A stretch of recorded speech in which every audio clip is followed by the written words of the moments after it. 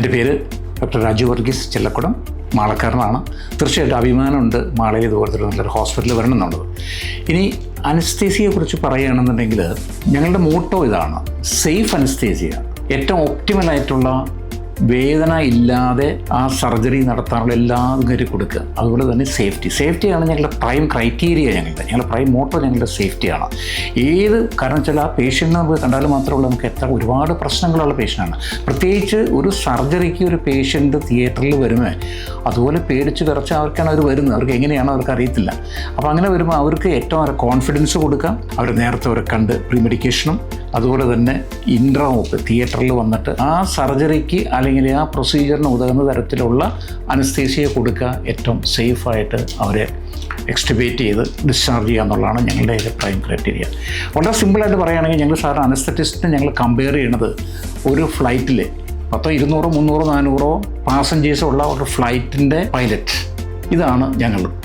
അവരുടെ കയ്യിലാണ്, ആ പൈലറ്റിൻ്റെ കയ്യിലാണ് ആ 200, 300 പാസഞ്ചേഴ്സ് ഫ്ലൈറ്റ് പോകുന്നത്. ആ സെയിം തന്നെയാണ്. ആ പേഷ്യൻ്റ് ഓരോ നിമിഷങ്ങളിലുള്ള അവരുടെ എല്ലാം മോണിറ്റർ ചെയ്ത് ഏറ്റവും സേഫായിട്ടുള്ള അവരെ ആ പ്രൊസീജിയറിൽ നിന്ന് പുറത്ത് കൊണ്ടുവന്ന് അവരെ ഡിസ്ചാർജ് ചെയ്യുക എന്നുള്ളതാണ് ഒരു ഏറ്റവും ട്രെയിൻഡ് ആയിട്ടുള്ള ഒരു അനസ്തറ്റിസ്റ്റിൻ്റെ.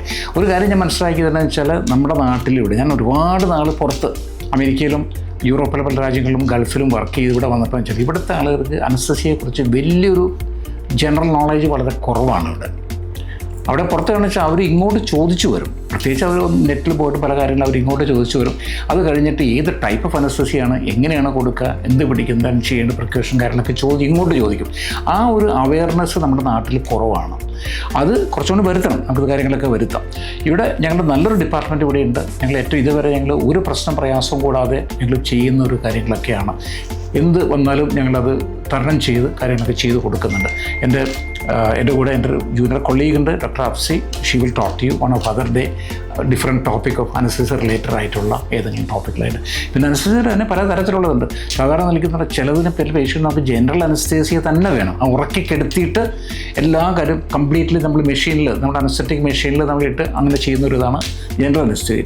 ഇനി ഇത് കൊടുക്കുന്നത് ഒന്നുമില്ലാതെ പേഷ്യൻ്റ് കംപ്ലീറ്റ് എവേക്കായിട്ട് റീജിയണൽ അനസ്തേസിയ, ലോക്കൽ അനസ്തേസിയ, അതുപോലെ ഇപ്പോൾ ഞാൻ പറഞ്ഞ ഇപ്പോൾ ഡെലിവറിക്ക് പെയിൻലെസ് ലേബർ, ഇതൊക്കെ അതിൻ്റെ പുതിയ കുറേ മാർഗ്ഗങ്ങളൊക്കെയാണ്. ഇതൊക്കെ ഞങ്ങളിവിടെ ചെയ്യുന്നുണ്ട്. ഞങ്ങളെക്കൊണ്ട് ചെയ്യാവുന്ന എല്ലാ തരത്തിലുള്ള service, we will give you optimal service for you. ഒന്നുകൂടി ഞാൻ റിപ്പീറ്റ് ചെയ്ത് പറയുകയാണ്, ഞങ്ങളുടെ മോട്ടോ എന്ന് പറഞ്ഞു കഴിഞ്ഞാൽ സേഫ് അനസ്തേസിയ, ഒപ്റ്റിമലായിട്ടുള്ള പെയിൻ റിലീഫ് കൊടുക്കുക, ഏറ്റവും ഇതായിട്ട് അവരുടെ വൈറ്റൽ സയൻസ് എല്ലാം കീപ്പ് ചെയ്ത് അവരെ ഡിസ്ചാർജ് ചെയ്യുക എന്നുള്ളത്, അതൊക്കെയാണ് അവരുടെ നല്ലൊരു ഡിപ്പാർട്ട്മെൻറ്റാണ് ഞങ്ങളുടെ ഇവിടുത്തെ.